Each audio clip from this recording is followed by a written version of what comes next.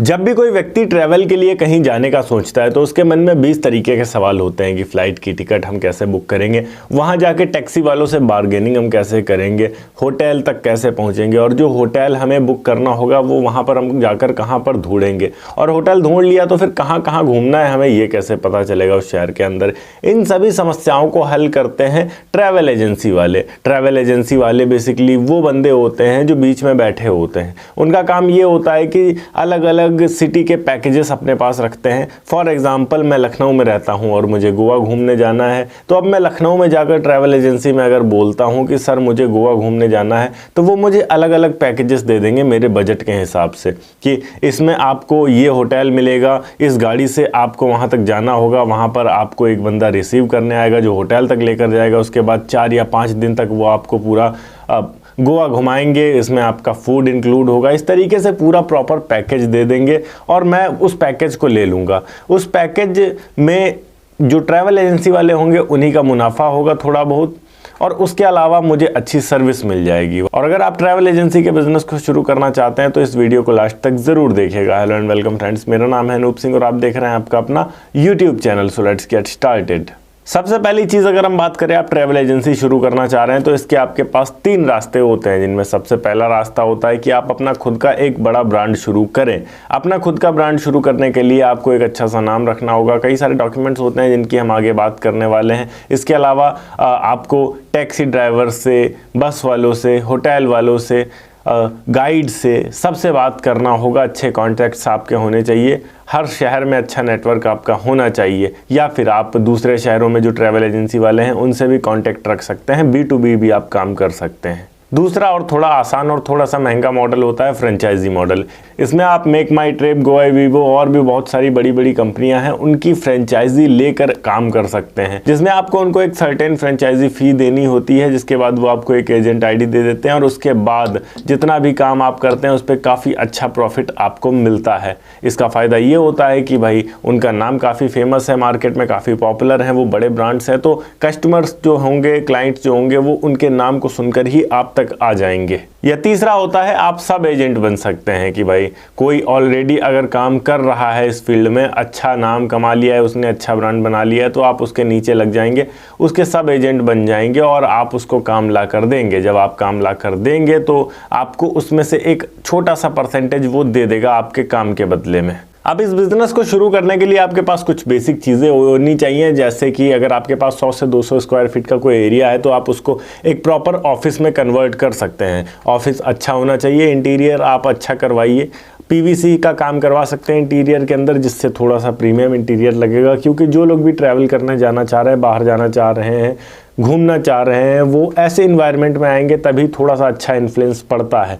इसलिए इंटीरियर बहुत ज़्यादा इंपॉर्टेंट होता है ट्रैवल एजेंसी जैसी कंपनियों का ख़ास तौर पर। इसमें आपको अच्छी फ्रेगरेंस रखनी होगी, अंदर अच्छी लाइटिंग रखनी होगी, एक प्रॉपर चेयर, एक प्रॉपर टेबल रखना होगा, थोड़ा सा प्रीमियमनेस आपको दिखाना होगा। हम कुल मिलाकर अगर कह सकें तो 100 से 150 स्क्वायर फीट की कोई शॉप देख लीजिए, और PVC का काम बहुत महंगा होगा नहीं।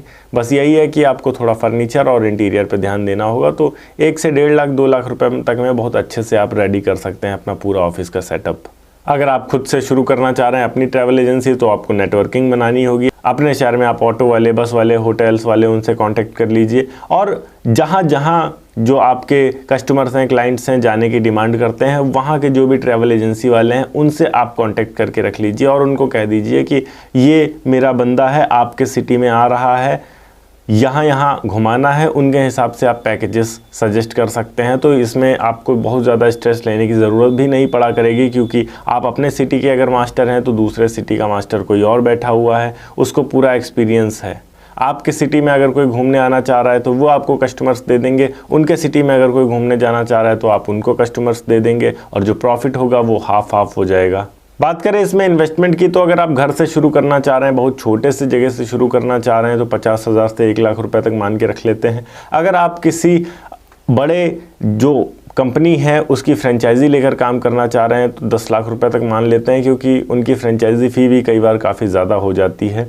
तो वो भी आपको देना होगा। इसके अलावा अगर हम बात करें कि कोई और कंपनी नॉर्मल सी चल रही है आपके लोकल में और उसके आप सब एजेंट बन के काम कर रहे हैं, तो 40-50 हज़ार रुपये में आप शुरू कर सकते हैं इसको, अपना छोटा मोटा सा ऑफिस कहीं देखकर। अब बात करते हैं इसमें अर्निंग कितनी होती है, मेन मुद्दा हमारा कि मुनाफा कितना है। सबसे पहली चीज़ तो अगर आप फ्लाइट या ट्रेन की टिकट बुक करके दे रहे हैं, इसमें आपका 200 से 1000 रुपये तक का कमीशन मिल जाता है, पर उसके लिए आपको अपनी एजेंट आईडी बनवानी होती है। इसके अलावा होटल बुकिंग से आपको 10 से 20% तक मिल जाता है, पर उसके लिए आपको होटल वालों से पहले बात करके रखना होता है। फॉर एग्जांपल, एक दिन के स्टे का अगर एक होटल 2000 रुपये ले रहा है तो 200 से 300 रुपये तक वो आपको भी दे देता है, और 4-5 दिन भी अगर कोई रुकता है तो फिर 1100-1200 रुपये तो यही आपको मिल जाते हैं। इसके अलावा अगर आप खुद की कंपनी चला रहे हैं तो फिर तो वो आपके ऊपर है, आप कितना प्रॉफिट रखना चाह रहे हैं। बट अगर आप बड़े ब्रांड के साथ में काम कर रहे हैं जैसे मेक माई ट्रिप वगैरह, तो उनके जो टूर पैकेजेस होते हैं उन टूर पैकेजेस का 10 से 15% तक आपको मिल जाता है। फॉर एग्जांपल, कोई टूर का पैकेज 50,000 रुपये का है तो उसका हम अगर 10% मान के रखें तो 5,000 रुपये आपको ईजिली मिल जाता है।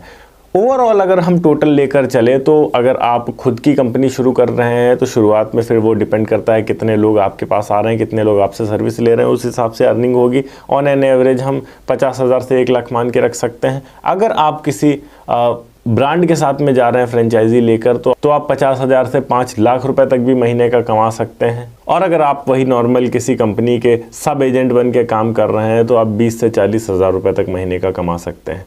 अच्छी अर्निंग है, इसमें मेहनत करना पड़ता है, आपको क्लाइंट्स को ढूंढना पड़ता है, तब जाकर आप अच्छा कमा पाते हैं। अगर वीडियो अच्छी लगी हो तो वीडियो को लाइक करके चैनल को सब्सक्राइब जरूर कर दीजिएगा। मैं मिलता हूँ आपको नेक्स्ट वीडियो में एक नए टॉपिक के साथ। तब तक के लिए जय हिंद, वंदे मातरम।